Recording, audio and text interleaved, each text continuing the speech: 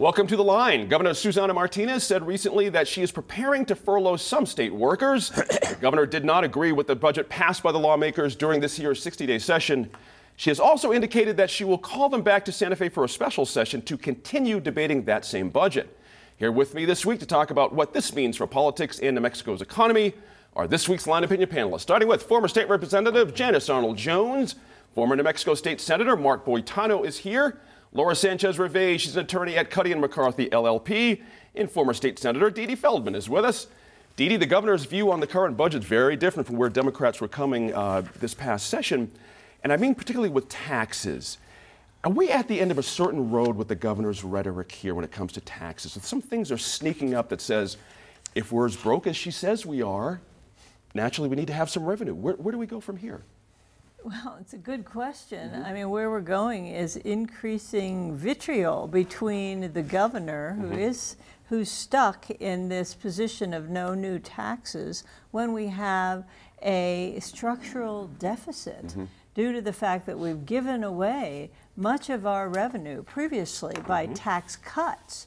And now we need to do some serious thinking about revising the tax code and not continuing to cut. Remember, the state has already done a 5% across the board cut. That's right. We have cut education, raided their reserves. We've done it 3 times now this year, and she was given a choice of tax remedies, and she could veto some, she could sign some in order to balance the budget, but she chose not to do that, or she seems to be. She hasn't acted on the budget yet, but it seems certain she will veto it and all the tax measures.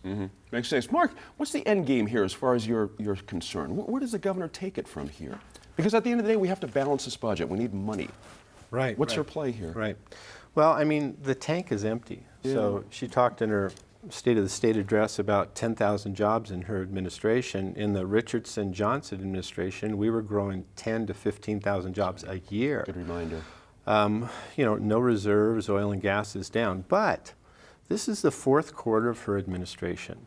And you've got to be thinking about your legacy. Can you say George H.W. Bush, no new taxes, and how that became a part of his legacy? That's right. You know, it's kind of interesting. Gary Johnson ran on tax cuts.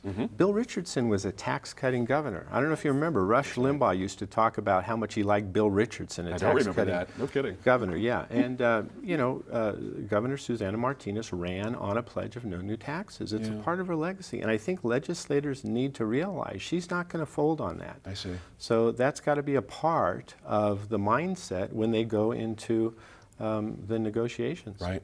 Janice, are we really fundamentally broke? The governor says we don't have enough dough, but the folks who were working on this in January said we're funded through the end of June. Who's right here? Well, I'm going to say, so without any communication, without the governor's office actually coming to the public and saying, here are the numbers. I don't know what the numbers are, but looking at the numbers, I'm the position of furloughing employees I find to be specious and disrespectful, because if you really have that problem, then the one thing you have to do is A, respect your employees and let them know it is that serious, because they should be your greatest advocates. I don't think we're at that place because the numbers don't support it as near as I can tell. I see. And I agree with Senator Boitano. I don't believe that the governor is going to sign any type of a tax increase, but I also want to lay at her doorstep the fact that cities and counties are raising taxes, and load shifting to me is raising taxes. I'm sorry. That's right. That's a load shift. That's all right.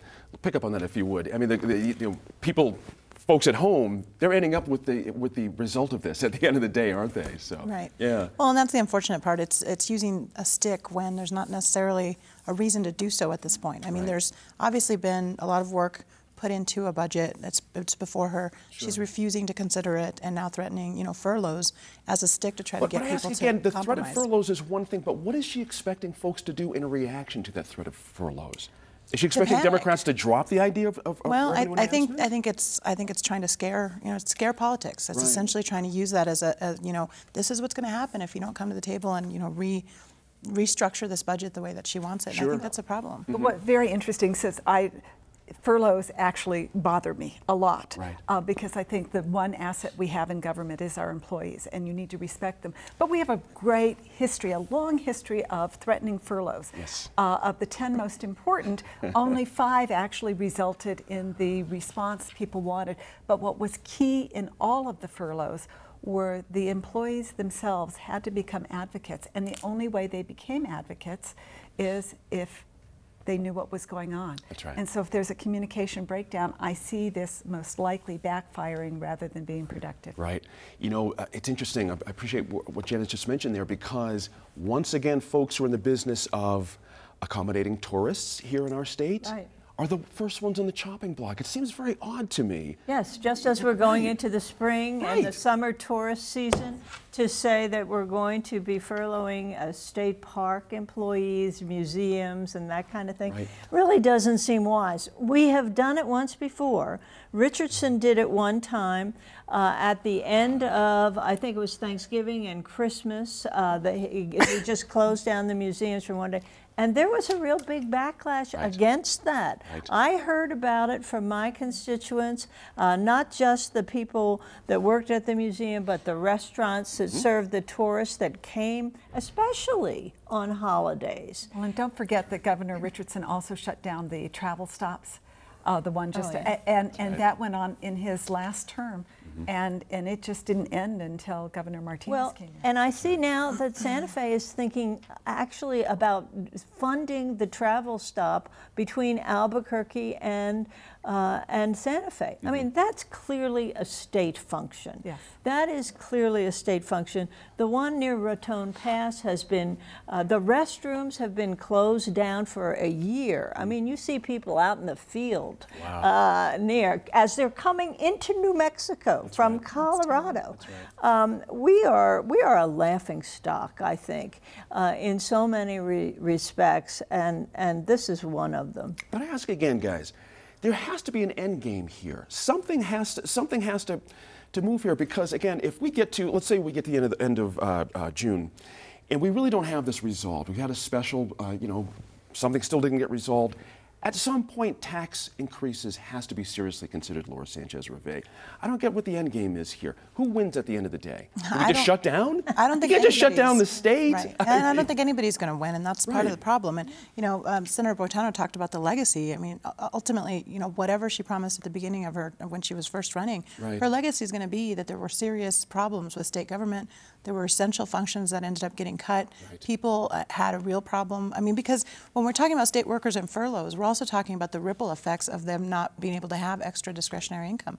So we're talking about it affecting private business as well because of that. And you know, what Dee Dee said about it not being smart to shut down, you know, museums and parks, strategically to say that's what you're going to do, that's another scare tactic, right? Is to say, as we go into the spring session, or the spring and the summer, to say, well, this is what we're going to do, and think about the impact of that. That's, again, it's sort of trying to use the threat mentality and the scare tactic.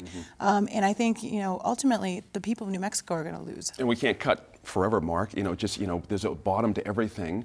You know, when does it start hurting people and end up costing us more money? Do you see what I mean? The cuts end up costing us at some point. You know, honestly, I think really the big question is whether or not this is political gamemanship or not, because it seems like the governor is the only one that knows that we're at a point of furloughing employees.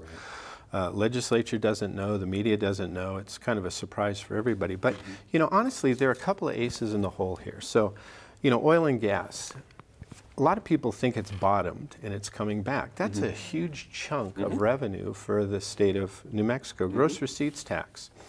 Looks like our economy, I mean, housing is a leading economic indicator. It's a bloom on, you know, the growth. That's coming back.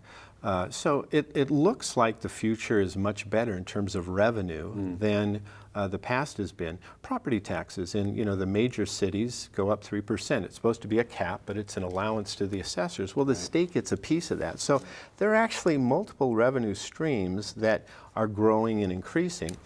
you know, you couple that with, you know, this whole idea of capital. I mean, what are we going to do with capital? Because one of the fistfights between the legislature and the governor is how much money do we want to take out of capital? How much money do we want to take out of funds? I'm the board president of a charter school. We have a $9 million budget. We haven't had to go into our reserves.